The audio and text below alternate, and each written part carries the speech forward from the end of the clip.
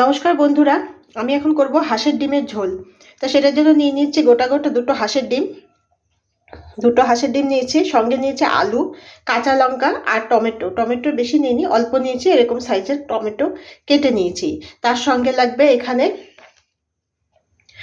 আছে আদা, রসুন, শুকনো লঙ্কা একসঙ্গে বাটা। তার সঙ্গে লাগবে এখানে জিরার গুঁড়া, ধনের গুঁড়া আর লঙ্কার গুঁড়া, আর সাথে থাকবে তেল, হলুদ আর লবণ। তো চলো আমরা শুরু করি। আমি সবার প্রথমে এখানে তেল দিয়ে নেব। এখানে কড়াইটা আমি আগে বসিয়ে রেখেছিলাম, কড়াই গরম হয়ে গেছে, তো কড়াইয়ের মধ্যে আমি তেল দিয়ে নেব।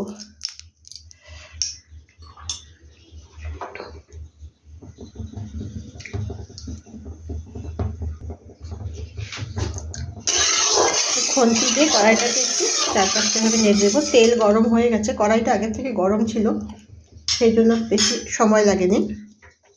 আঁচটাকে কমিয়ে দিয়ে আমি প্রথমে ডিমগুলোকে একটু ফাটিয়ে নিয়েছি, না হলে গায়ের মধ্যে ছিটবে। তার সঙ্গে দিয়ে দেবো আলু ডিমটাকে এখন একটু হলুদ লবণ দিয়ে হালকা করে ফ্রাই করব।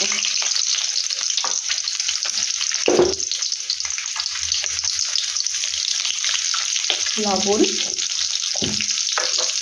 আর দিচ্ছি আমি হলুদ।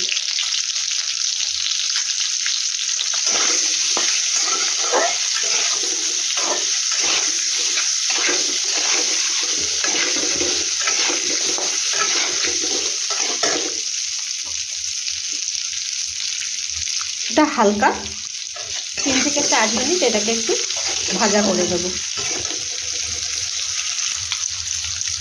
এটা আমাদের ভাজা হয়ে গেছে, এখন এটাকে আমরা উঠিয়ে নেব। এখন আমি দিয়ে দেবো এখানে তেজপাতা দিয়ে সঙ্গে সঙ্গে আমি আদা, রসুন, পেঁয়াজ বাটা মশলাটা দিয়ে দেবো, যাতে তেজপাতাটা কখনো পুড়ে না যায়। আমি এটা পরিমাণ মতো দিয়ে দেবো, একটু ঝোল ঝোল করবো আমি, সেই বুঝে আমি দেবো।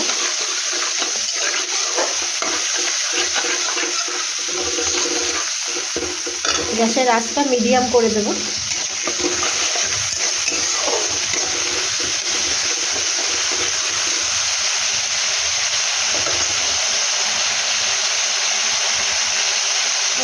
আরেকটু লাগবে দিতে, তা আমি আরও 1 চামচ দিয়ে দিলাম।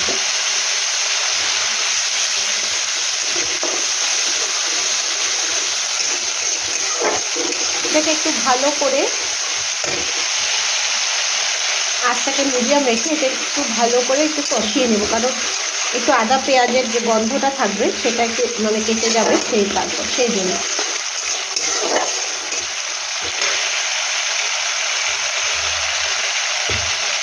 দুই 3 মিনিট আমি এটাকে নাড়বো।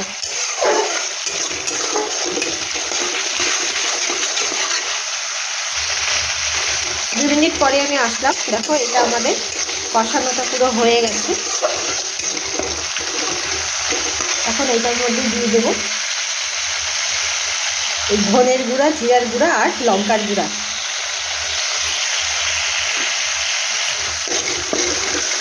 এটা দেওয়ার পরপরই আমি দিয়ে দেবো এখানে কেটে রাখা টমেটো।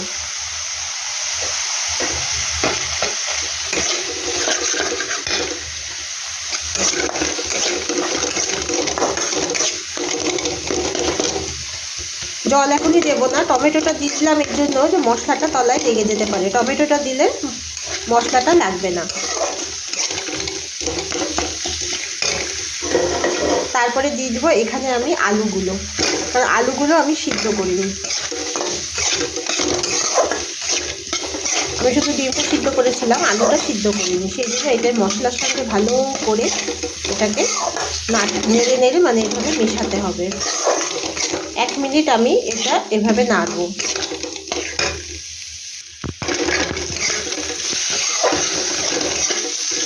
1 মিনিট নেড়েছি, জল একদম টেনে নিয়েছে।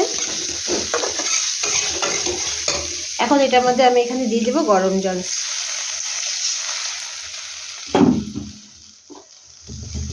একটু গ্যাসের আঁচটাকে মিডিয়াম থেকে একটু হাই করে দেবো, তারপর এটাকে আবার ভালো করে কষাবো।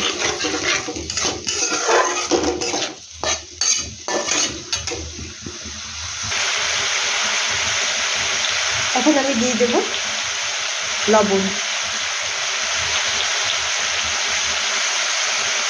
লবণটা বুঝে দেবে, আগে লবণ দিয়ে আলু আর ডিমটা বানানো হয়েছিল, সেই জন্য লবণটা বুঝবে।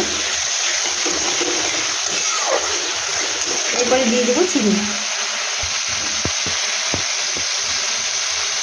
ডিমের ঝোলটা একটু মিষ্টি মিষ্টি হলে বেশি ভালো লাগে খেতে, এমনিতে আমরা একটু মিষ্টি বেশি খাই, আগেই বলেছি, তো একটু মিষ্টিটা দেবো।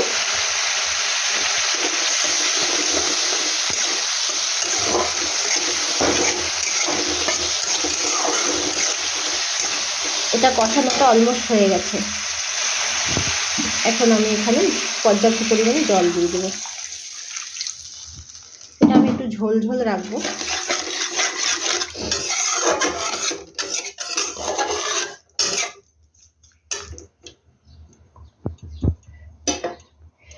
এটা 5 মিনিট এটা ফুটবে।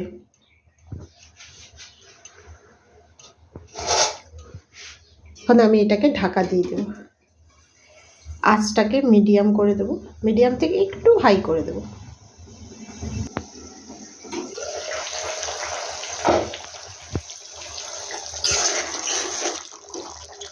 ঝোলটা ফুটে গেছে।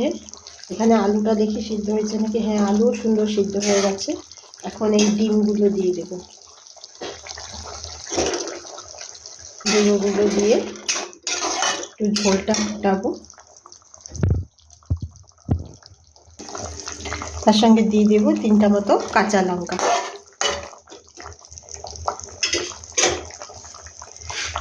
এখন উপর দিয়ে একটু ধনের গুঁড়া, একটু উপর দিয়ে একটু হালকা করে ধনের গুঁড়া ছিটিয়ে দিব। ডিমের ঝোলে একটু ধনের গন্ধটা হলে খেতে ভালো লাগে, বেশি না, জাস্ট একটুখানি, শুধু ধনের গুঁড়া এভাবে ছিটিয়ে দেবো। এটাকে ভালো করে নেড়ে ঢাকা দিয়ে